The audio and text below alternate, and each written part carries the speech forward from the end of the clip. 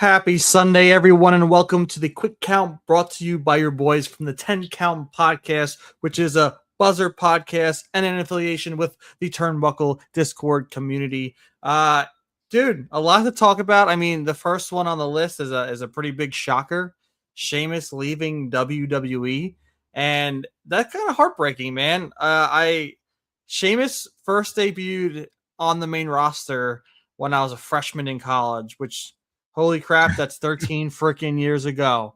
I remember cheering for him when he accidentally put John Cena through the table when he won his first WWE championship. I thought that was epic moment for Sheamus. But, dude, how do we feel? Sheamus, another departure from WWE, along with, the lifers of we thought would be the New Day. How are we feeling about this, Justin? It feels like it's like the end of an era, right? Sheamus has been around, like you just said, since I was a senior in high school, since you were a freshman in college. It was a long time ago, unfortunately. I'm more upset that he's not going to get the Grand Slam. That's what pisses me off, because they had a chance to give him that Intercontinental Championship quite a few times, especially in I know he's had his injuries. I understand that. But it really sucks that Sheamus, one of the WWE lifers, one of the longest tenured, I think, if not the longest tenured besides R-Truth, that, he didn't get that chance to hold on to that Intercontinental Championship. You could have done it so many different ways. And unfortunately, they just didn't pull the trigger. They didn't give it to him. He won't be a Grand Slam champion. I mean, unless they do give it to him on his way out, this isn't him being released. This is just him not renewing the contract. So he's going to let this contract run out, or they're just going to say, all right, you're done. But if they let that contract run out, hey, he's been a legend in WWE. Give him the IC title.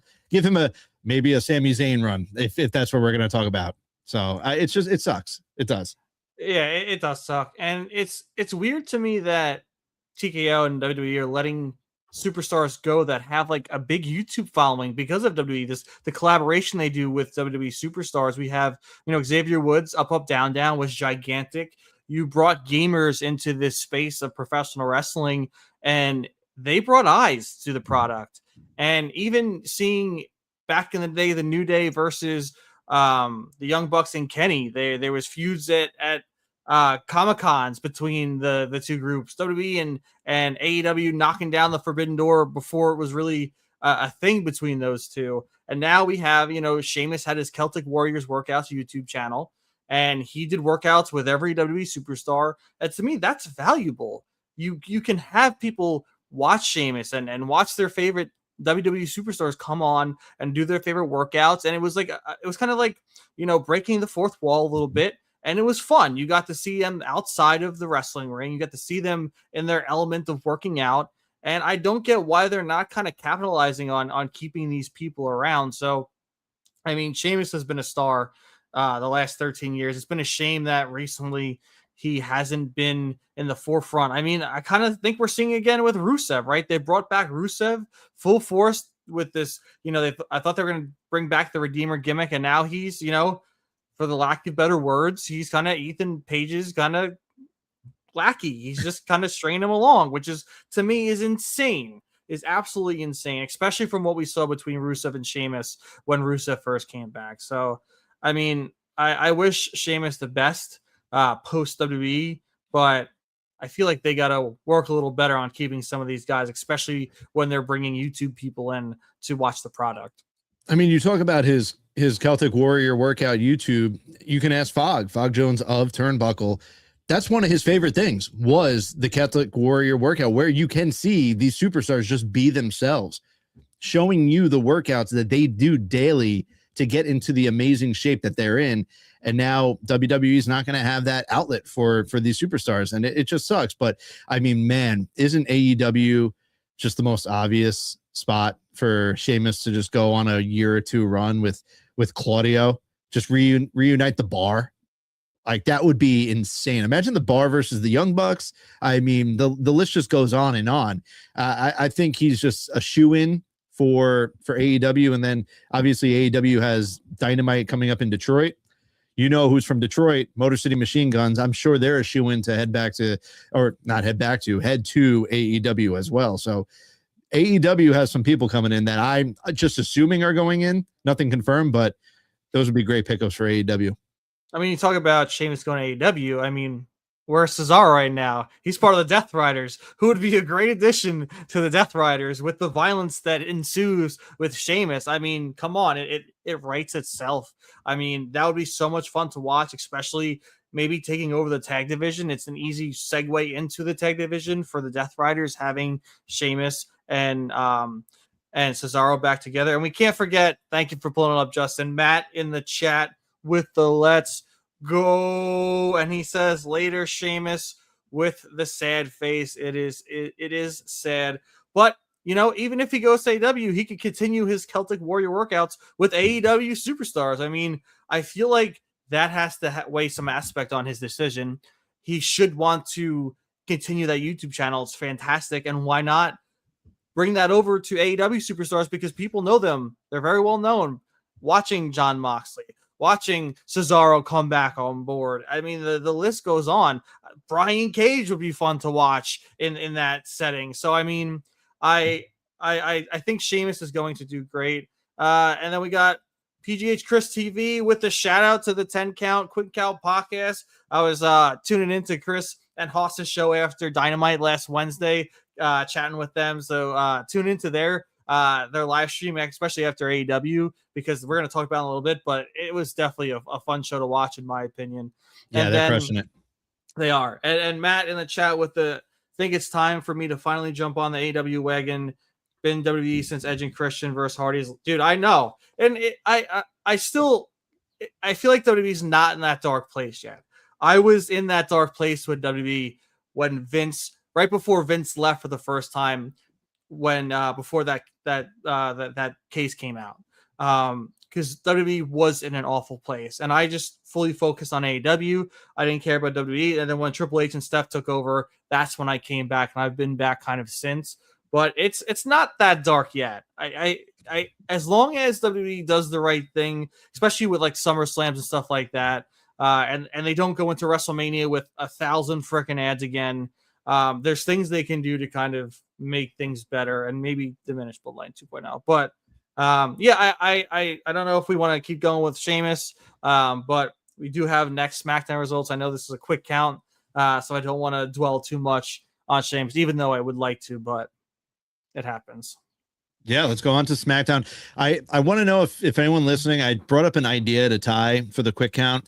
It would just be, WWE 10 minutes, TNA 10 minutes, AEW 10 minutes. At the 10-minute mark of each time, I ring the bell. Regardless if I'm in the middle of a sentence, Ty's in the middle of a sentence, I hit the bell. Done. We're on to the next topic. I think it would be fun. It would be a little lightning round.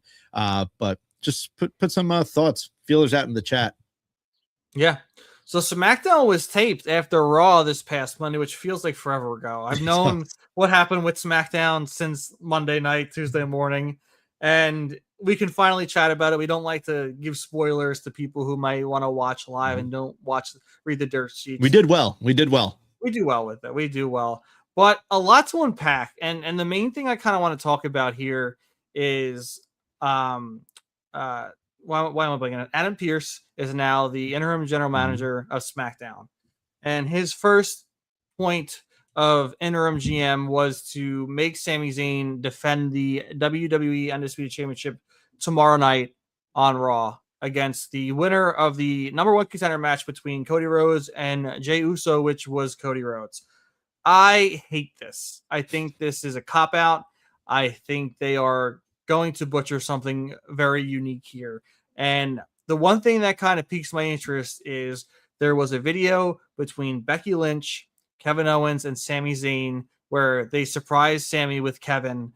And maybe he is cleared. Maybe he can help Sami win and screw over Cody and maybe get a title match at SummerSlam. I mean, my hopes are low. I don't expect Sami Zayn to walk out of Raw as the WWE Undisputed Champion. But, I mean, if they go that route, I'm going to be bummed. And that's where Matt before was saying dark times aren't here yet. dark times will start to come if this happens for me. That's all I'm gonna say. Listen, I wrote it in my journal. I spoke it out loud Wednesday on our show. In a perfect world, we're getting teased that this is going to be, as the title says, an insanely short WWE title run for Sami Zayn. Cody wins the title back again, and the world's just going to explode, right? That's what everyone's predicting. In a perfect world, Kevin Owens is secretly cleared, man. Somehow, Cody loses on Monday night to Sami Zayn. Sami retains. And we now have our, somehow you can work in, everyone's saying CM Punk's going to return on Monday, right? It's in Chicago. You get CM Punk somehow versus Cody at SummerSlam. And then you have the main event of SummerSlam night 1, KO versus Sami Zayn for that world title. And that is picture perfect storybook writing. But that's also in a make-believe fictional world that I'm living in right now. So that is what I would love, but that is not what I think is going to happen. I think it's probably going to be an insanely short title run for Sami Zayn.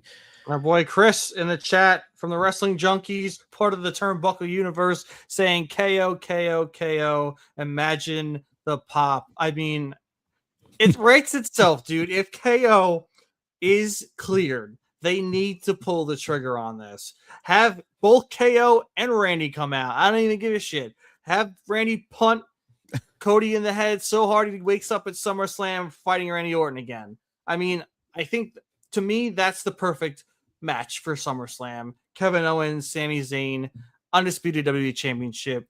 And it carries over because the last time we saw Kevin Owens, he was feuding with both Sami and Cody. He was not on the same page as either of them. And now we have a full circle moment where KO can kind of screw over Cody, but also say, now you owe me a title match at SummerSlam to Sami Zayn.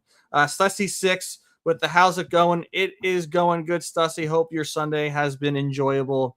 And then Matt in the chat, then Sami will win it back at Mania in Saudi. I don't know if that's going to happen. But that's when it should have originally happened. We did not need to put the title on Sami now in Saudi if this was just going to be a quick 1-2 week, just not even a title defense. He doesn't even get one title defense. Like, if you're going to do it, you should have done it. You just build this up longer, have him fail 1 or 2 more times, and then finally win it at WrestleMania in Saudi.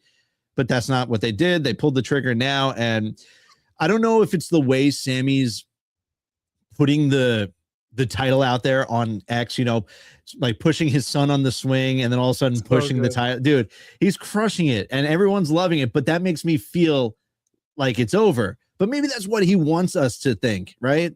We saw KO back in the universe. KO had multiple little talking segments at Great American Bash, did he not? Yeah. Right. So he was there at Great American Bash. He's around. I really, dude, it's just it's an imagination world that I'm living in, but I hope he's cleared and I hope something happens Monday night somehow, some way. Maybe Punk screws over Cody. I don't know. Just give me something, because once again, Cody Punk does not need a title on the line. And then you just get KO back, KO Sami. It's just, just give it to me somehow. Yeah, we can hope. Is it too late to make a dream board? Do those things work in less than 24 the vision hours? Boards, the vision boards? Yeah, vision boards. Yeah. Does that kick in within 24 hours if I make one? I mean, I might have to like get an Etsy witch on this or something. I might. I've already dealt with Danhausen. I've already dealt with Danhausen. Hit him up again, dude. Tell me how to curse Cody Rhodes. I've already dealt with Danhausen and the Knicks. Now I'll go to an Etsy witch if I have to just magically heal Kevin Owens' neck and just clear him for SummerSlam. I will do it. Don't test me, because I will do it. Chris wants to know Cody versus Punk, who was the heel. I mean, selfishly, I would love a heel CM Punk, but I mean, if that's the point, and we got a Cody who's slowly dismantling. I mean, Cody the heel. I would be fine with either. Honestly, I just love a heel CM Punk, but I'm also waiting for Cody to make that turn. So that's why I'm kind of all in on either. I'm with Cody. Already tweening. He's been tweening for months now, and I think he won clean finally. I had brought this up previously, like 2 weeks ago. When was the last time Cody Rhodes won a match clean? Yeah. Right. He finally won a match clean where there was no distractions, no him taking advantage of a situation and, hitting a crossroads. He finally won clean, but that title is eating him alive.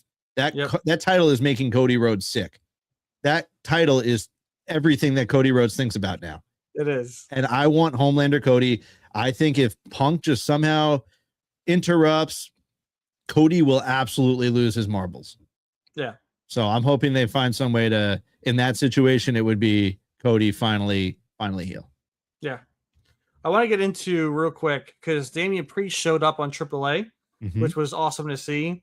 Apparently, R-Truth and Damian Priest want to challenge the War Raiders for a winner-takes-all match, the AAA Tag Championships, and the WWE Tag Team Championships, which I'm all for that. I think in this scenario, I think you have to give it to the War Raiders. I think you kind of let Damian and R-Truth have their time.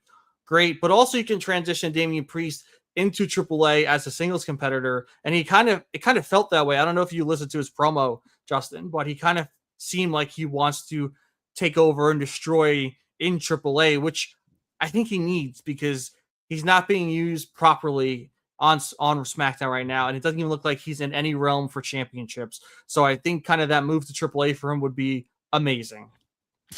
I mean, that's the beauty of having AAA in your back pocket. You just send someone to Mexico for a few weeks with The Undertaker. The Undertaker is going to use you. You're watching AAA. I mean, I'm watching AAA now. I know you're watching AAA now. Were we watching AAA before the merger, before WWE bought AAA? No, I mean, you look at SmackDown this past week, you had Vikingo versus Rey Fenix for the AAA Cruiserweight Championship. And I think that was the best match of the night. That match was incredible. I know that, recently Vikingo has now gotten hurt, and I hope everything's all right with him. But I mean, that man was the biggest babyface in AAA, and then all of a sudden WWE bought them, and he turned into the biggest heel since I don't even know who. I know. That man is hated, bro. That guy is hated there. I mean, Chris right here says leader of Paris Del Mal. I would, whoa, dude, if Damian Priest was the leader, ooh, I mean, there's just so many things that you can do down there when you're not being used, especially now that SmackDown this past week was the first week that they went back to 2 hours.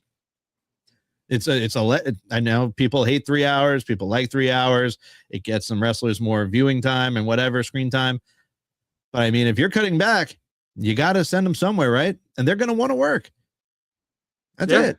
And I'm a fan of the 3 hours. I don't think nowadays, especially with the roster they have, the championships they have, that it can go less than. I'll give it 2.5. I feel like if SmackDown was on Netflix for the US audience, as it is the rest of the world, they could have that lenience to do 2.5 hours, 2 hours 45 minutes, and put in what they need to for their stories, which is a shame. And we have, I don't want to get into the corporate side of the world, but it's annoying to me that the US audience is the only one with ads and has to watch WWE in all these different avenues. But if you're global, you can just watch Netflix. I think we need to kind of cater to your main base and give them the same kind of love and appreciation as the rest of the world has. I digress. But I kind of want to hit what Stussy and Chris said. Stussy6 said, I think Cody Punk does need a title since it's been the basis of every promo they've had together, but it only works if Cody is coming off a long title reign. I agree with Stussy. I want that to be for a championship, and they've been teasing it, right? Punk said, if a title match falls in my lap, they've been staring at each other's gold. Like it's been teased, and that's why I think it does need the title. And Chris says, Homelander, Cody, please. I think we're all begging for that. That will also go on the vision board next to Sami Zayn retaining the WWE Undisputed Championship tomorrow night. Before we go to AEW Dynamite, who do you think Danhausen was on his disconnected phone with, saying, "Oh, you'll be there. I'll have you as backup"? Because to me, it's got to be Jalen Brunsonhausen. Yeah, right? that's what I was going to say. It has to be Jalen Brunsonhausen at MSG. Yeah, 100%. That's going to be Danhausen's backup. And dude, I mean, it wasn't me. Spoiler: he did not call me on that disconnected phone. I'm still waiting for the phone call from Danhausen. It hasn't happened. Yep. But man, that pop that Jalen Brunson will receive if he is at MSG for Saturday night's main event. Oh, it'd be great. It's not going to match to Danhausen. It's Danhausen's going to get a bigger pop. Don't worry. But it's gonna rival it. It's going to be very close. It's going to be awesome. Yeah, let's take into AEW. So MJF defended the title against Mark Briscoe, and then obviously we saw this coming. And the interesting thing that came out of this was that Kenny Omega wants to challenge for the AEW championship, and MJF said, if you put your ability to challenge, here we go again, the third time again, dude, challenge for the AEW world title ever again. And boy, I'm going to tell you this match better end in disqualification, in the realm that Kenny wins by DQ. Mm-hmm. That's the only way this match can end. And Chris, PGH Chris TV, when I was watching their stream, was saying the same exact thing. Like, this has to end in DQ. Kenny can not challenge for this championship. We already have Hangman gone. He brought up Cody's name, right? Cody gone. This can't happen to Kenny. And I kind of think it's pretty stupid to bring this back up. If they go the DQ route, I'm fine, right? Let it be. We go MJF going into Wembley with the championship to then lose to Will Ospreay. I think that's the only perfect scenario going in this right now. As much as Kenny and Ospreay would be awesome in Wembley, the history, especially with the Continental Championship between Ospreay and MJF, MJF changing into the United States Championship for the better part of a few weeks, right? They have these stories that would be awesome to culminate in this moment in Wembley for the AEW World Title. So please do not give Kenny the same treatment as Hangman and Cody, because where's Hangman been since he lost? What is the purpose of Hangman now? It doesn't matter. Why would we want to see Hangman on TV? To go for the TNT Championship? I don't give a shit about that. I don't want to see Hangman go for the tag titles. Like, I mean, come on. Let's not do this. I'm going to be thoroughly upset if next Wednesday ends in anything but a DQ in the favor of Kenny Omega. Yeah, I mean, you've said it best, bro. I don't know how much more I could add on to that. I did want to add that I actually enjoyed Briscoe versus MJF. I thought it was a solid match, but I just, knowing where we think we're going, it was just kind of a waste, because we both knew in reality he never stood a chance of winning that title. Yeah. But once he said, you can't challenge again if I win, man. You're right. The only logical, reasonable outcome here is that DQ, Omega wins, MJF keeps the title, because there's no way MJF's dropping this title, right? We're not going to get Omega versus Ospreay at all, are we? I mean, I just don't see how that's possible. And I mean, I guess it is. I mean, Omega's great, but then, like, do you have within the time span, does MJF win it back? I mean, I guess that's another possible outcome, but MJF's now not going to win this match coming up with Omega. There's no way. But could you possibly go through another, like, small stint, right, with MJF? MJF lost the title for 4 or 5 weeks to our Darby to get it back. What's the point of doing that again? To me, that doesn't make any sense. But maybe they go that route. Chris on X says Hangman returns and costs MJF. Hangman and MJF at All In. I feel like it would, if anything, Hangman would probably screw Kenny and become a heel and just try and take down the Elite with him. I can't see Hangman costing MJF. I feel like their story is kind of done. They went to war, and the ultimate prize was taken from Hangman. So I don't know if you could just jump back into that, because the stakes won't be as high. To me, there's nothing higher than what they just did. I mean, you just said it with Cody and Punk. You said that or even Stussy said, like, coming off a longer reign, it means that much more. Yeah. So if they do what I just said, like MJF loses, but then he wins it back, like what's the reign going to be? The title reign is going to be what, a few weeks before All In? Like that's nothing special. Like if MJF holds on to this title until that match with Will Ospreay at All In Wembley, then you got something. I mean, unless Omega doesn't want to challenge for that title anymore, he's got some power there. We know that. Yeah. Maybe they want to make, we got Gunther the career killer. Maybe MJF's going to turn into the you can't challenge for my title killer. I don't know. Maybe that makes, because we know Omega and Will Ospreay have a history dating back to New Japan.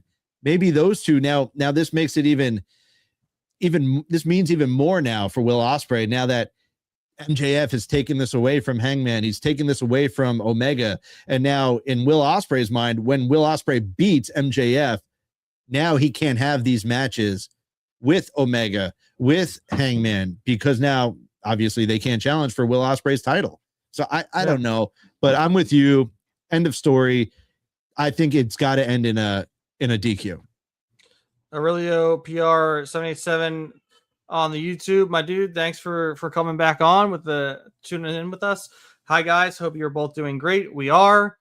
Personally, I'd rather see MJF versus Ospreay, but somehow have Omega win by DQ so he can get a title match on the line. I just hate when things are predictable. Yeah, we kind of just went over that as well, where I think everyone's begging for a DQ in this moment. It's just I don't want to see Kenny not in that world title realm. It just doesn't make sense.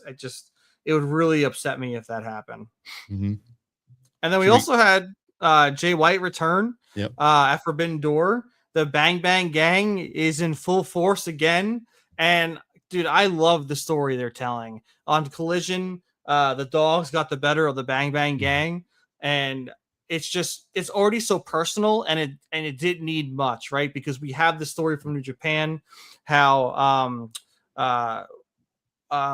David Finlay kind of kicked Jay White to the curb, and now we're getting it, the part 2, right? The movie we've been all waiting for. It's been a while. It's like Avatar 2. It was like what, 8-10 years later, and now Grand Theft Auto 6. Yeah, we're getting it with David Finlay and Jay White, and the war's happening. I can't wait to see this flesh out. I think this is going to be an amazing feud to make me go into All In with as well. So I'm excited to see how they move forward in it.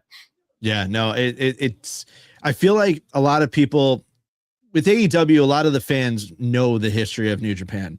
Like that's also the difference between like an AEW fan and a WWE fan. If you saw this happening in WWE, I don't know, a lot of people would know the history, right? Yeah. And that's just being honest. I mean, I watch a lot more WWE than I do AEW, but I also watch it all. I just watch this more.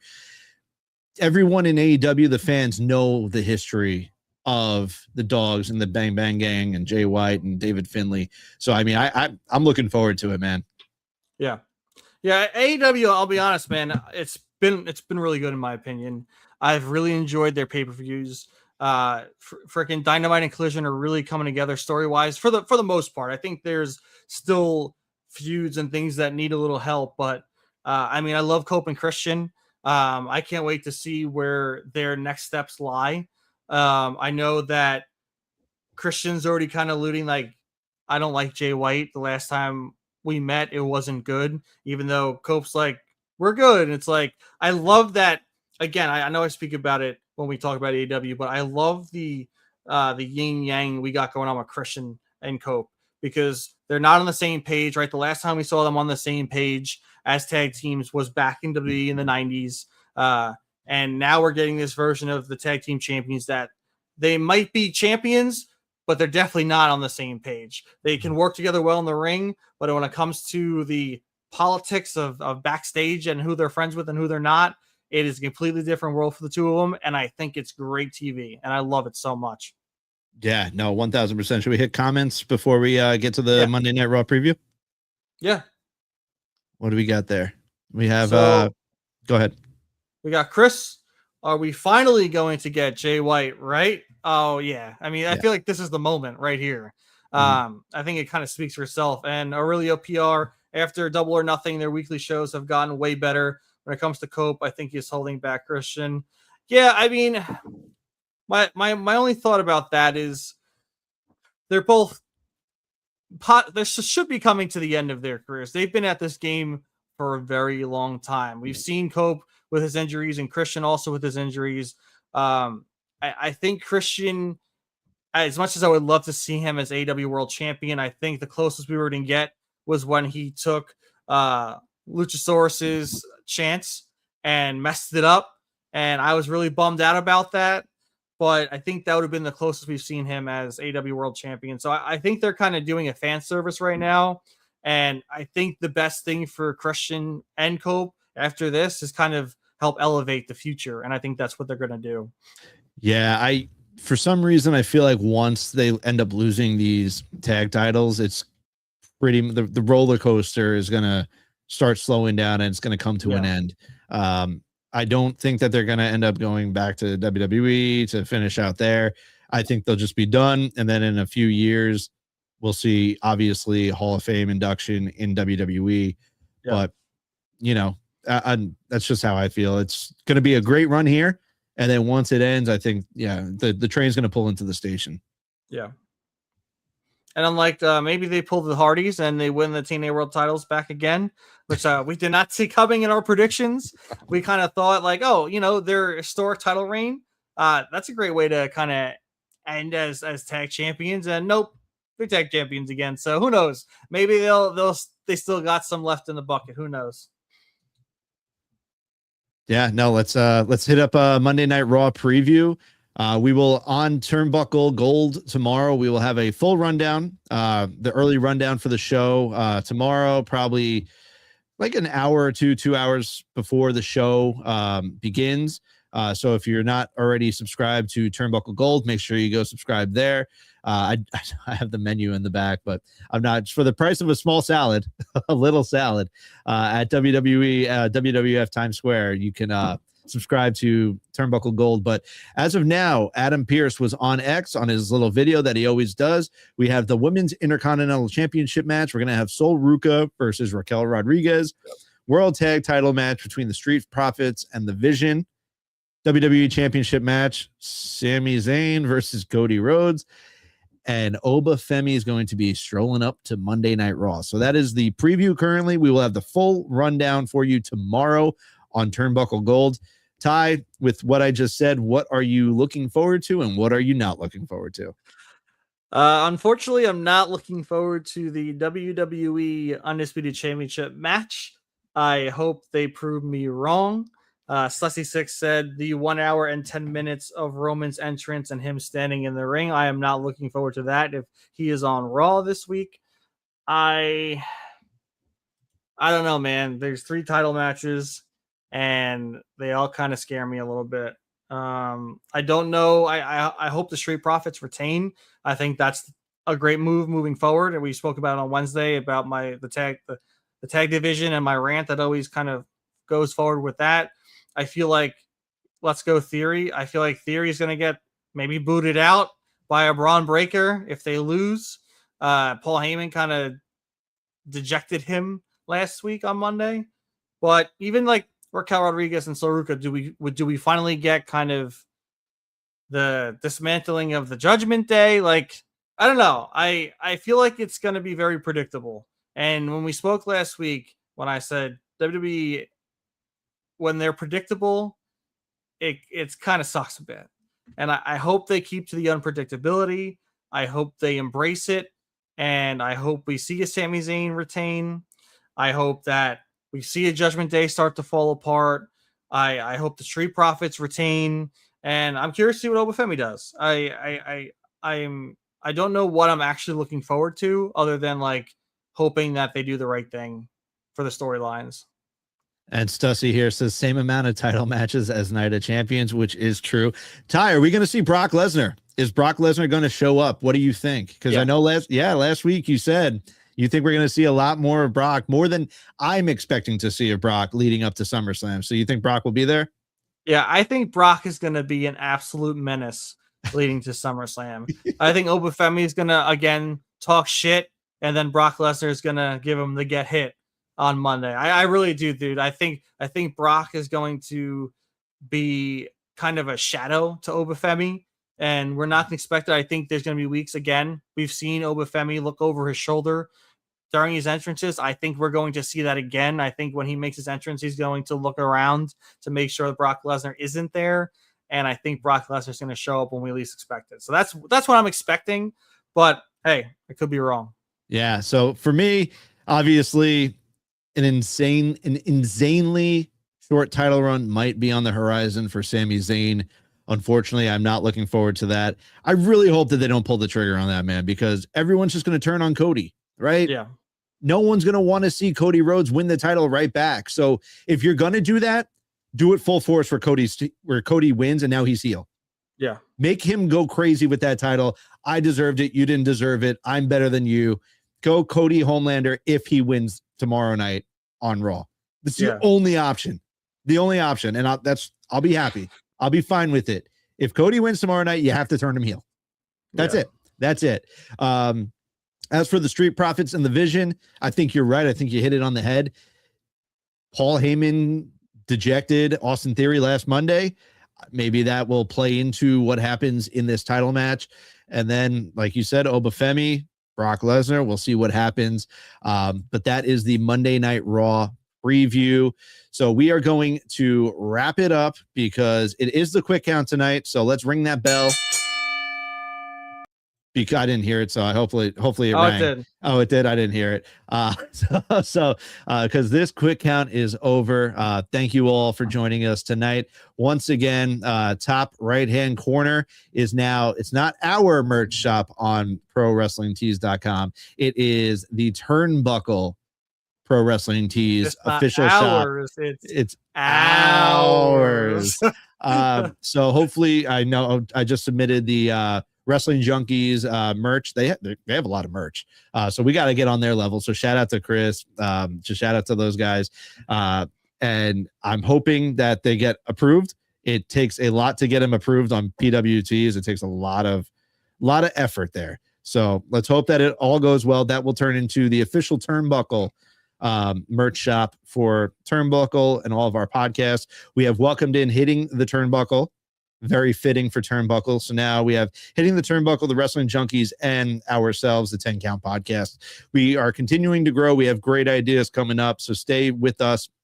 Now with Turnbuckle, top right-hand corner, we have the Discord right there, QR code. Join Turnbuckle. Once again, in my mind, the best wrestling community around. So go join us there. What do we got here real quick? We have Matt. Can we get something similar to the DX shirts, but with Ty and Justin? Let's do it. Do you want our asses? Would you want our asses on the back or no? Should we have our pants on? That's all I gotta ask. So yeah, I guess the bell did ring. Stussy gave us the bell emoji. So we'll look into that. That's a good idea. We'll take a deep dive into that. I know the Wrestling Junkies, they have like a Waffle House logo that says Wrestling Junkies. Pretty damn cool. So I hope that gets approved. But yeah, man, a lot of fun stuff coming up. And then obviously top right-hand corner now, we are live on Buzzer app as well. Buzzer, all sports, no noise. Come join us on Buzzer. You have Kayla Becker's crushing it in the wrestling world. Well, actually, just the whole platform. She's just absolutely crushing it. So she's having interviews with Big E. She's had Nick Nemeth on there. So come on over. JBL's over there. You know, I'm just talking about wrestling people. Come join us over there. Wrestling Junkies are over there. It's a lot of fun. So with that said, thank you all so much. We will see you back here on Wednesday. Enjoy the beginning of your week. I hope your 4th of July weekend was spectacular and not as hectic and busy as mine working. So I'm just going to go decompress for the rest of the night. So until then, we will see you back here Wednesday night, 7 p.m. Until then, it is Ty, it is J-Star, and we are out.